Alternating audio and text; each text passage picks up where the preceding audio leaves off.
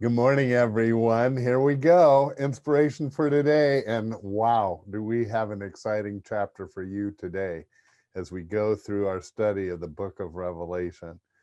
And I hope you've read chapter 11. And I remind you, we're in a process for a few chapters here where I encourage you to read the next chapter, which will be 12 for tomorrow, because we're not reading every verse right now since we're not on the earth right now. We talked about the rapture and we're out of here. But there's some amazing this I love this chapter. Exciting, as I said. Chapter 11. Now we are between the 6th and 7th trumpet. So this is kind of a pause there, but John writes about something that's going to happen in that last 3.5 years before Jesus comes back to earth in power. So here's what he says, chapter 11, verse 1. I was given a reed like a measuring rod and was told, go and measure the temple of God and the altar and count the worshipers there, but exclude the outer court. Don't measure it because it's been given to the Gentiles. They will trample on the holy city for 42 months. And I will give power to my 2 witnesses, and they will prophesy for 1,260 days, clothed in sackcloth. Now, some things we have to point out there. First of all, that there will be a temple built and exist during the tribulation. And it says in the holy city, that means it's in Jerusalem. Now, that temple doesn't exist right now. I know over time people have suggested that if we start to see a temple being built in Jerusalem, we know that it's getting closer to the time that is talked about right here and now. So it's a literal place because we know he asked John to go measure it.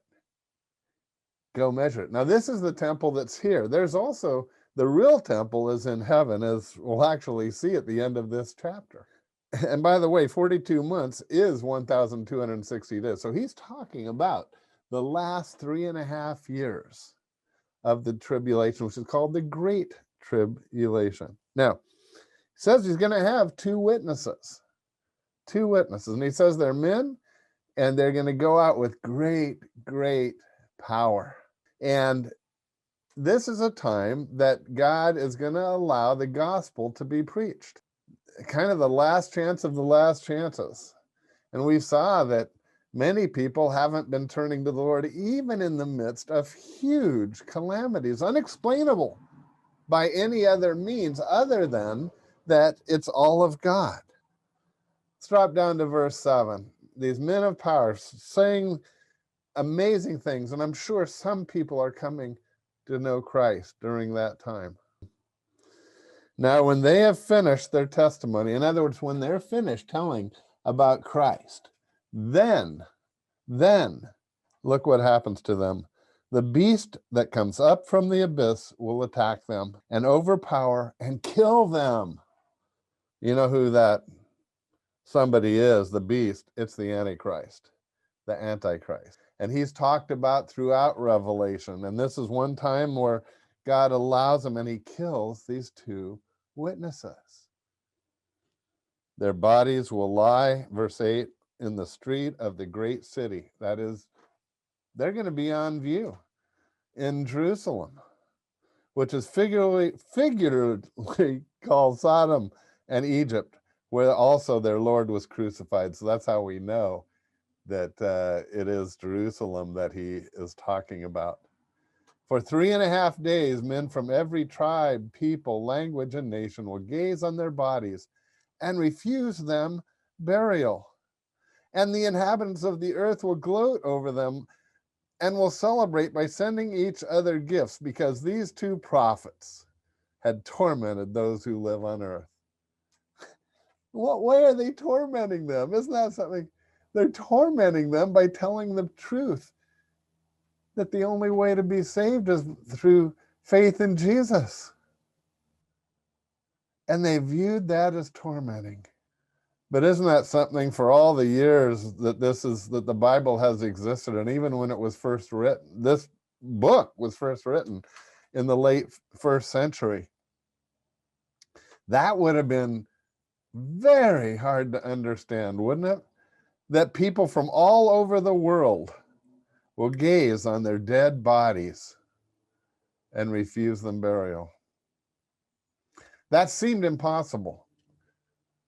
But now that we have television and the internet, right? It doesn't seem like a big deal at all to us. And I'm sure that for literally 19 centuries, people used this paragraph to prove that the Bible could not be true. That'd be impossible, they'd say. For people to see these bodies from all over the world? Impossible. Science disproves that. They might even say, scientists, that's impossible. We now know it's not only possible, it's like instantaneous.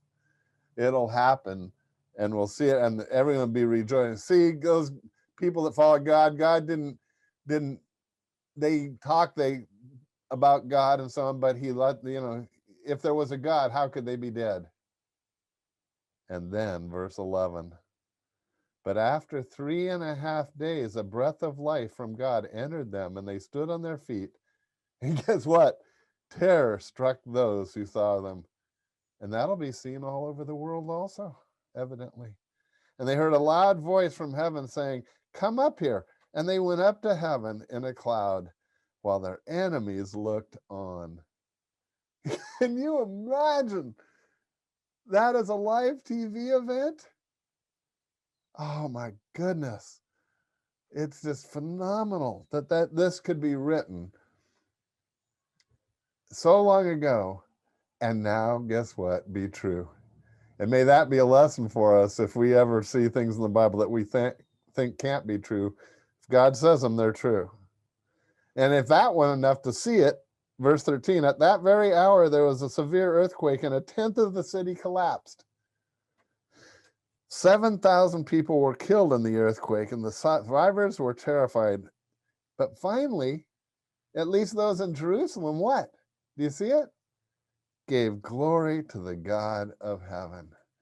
Finally, somebody repents and turns to God. That's encouraging. That's encouraging.